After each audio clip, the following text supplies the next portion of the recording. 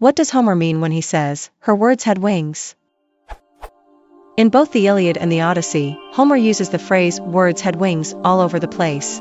Here's one quote of many. "Then the shadow of the swift-footed son of Aeacus knew who I was, and with a cry of grief, he spoke to me. His words had wings, resourceful Odysseus, Laertes' son and Zeus' child, what a bold man you are." Emphasis mine. I assume this is a Greek idiom, but I don't really get it. What does this phrase mean, and how did it come to mean that?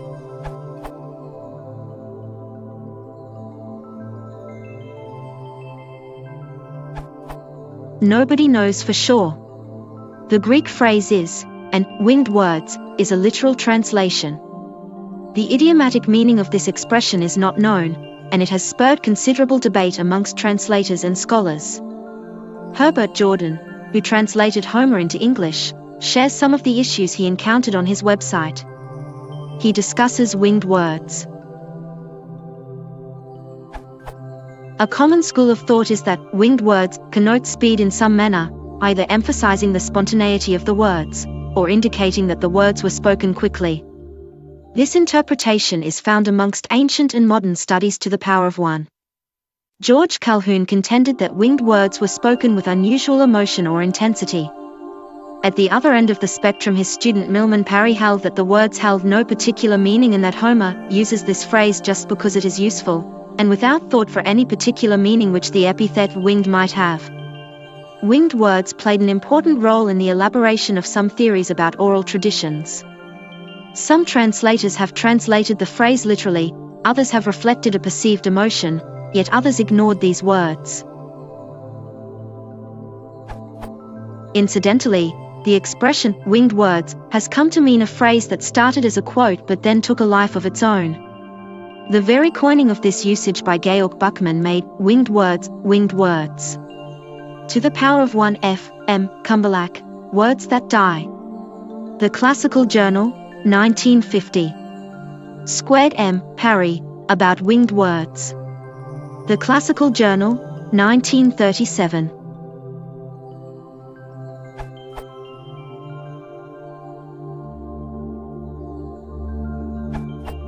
After translating Homer for 10 years, I've come to believe that winged words connote words of unusual truth, urgency, or import.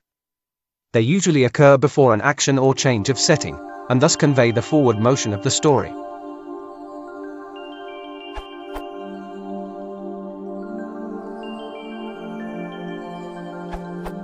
Hermes, the messenger of the gods, is perceived as flying like a bird. See his flight to bring a message from Zeus to Calypso in the Odyssey, or wind, so that when a speech is of very great importance, it is a wind. Another possibility is that initially, these sort of speeches, pi epsilon alpha, were not called pi tau epsilon rho epsilon nu tau alpha but pi epsilon tau rho epsilon nu tau alpha, made of stone, but later on, for metrical reasons, or because people didn't anymore understand the meaning of this very old epithet, or for both reasons, the poets of the time of Homer, 8th century BC, changed it. Don't forget that Hermes was associated with stone. Sculptors were called hermoglyphi, because most of sculptures represented him, the epsilon rho alpha, and the name Hermes itself probably meant stone.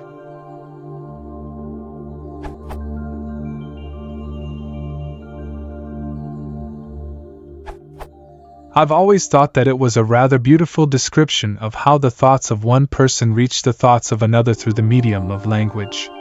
A poetic expedient, perhaps, but a deep one.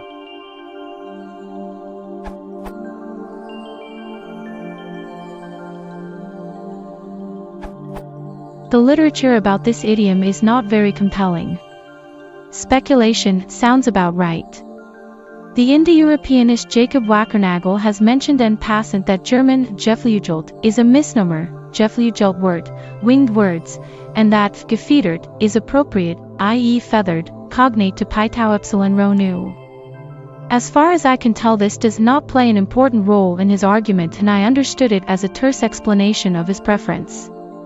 On the semantic side, it seems quite meaningful, because feathers serve a practical purpose, which wings don't usually have.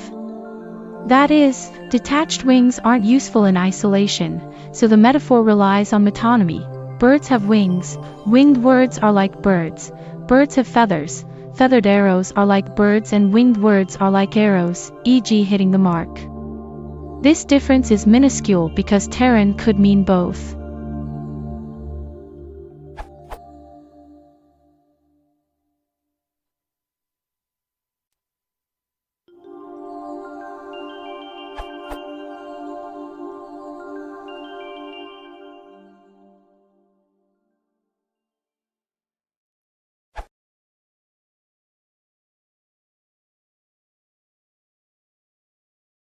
If you want instructional questions,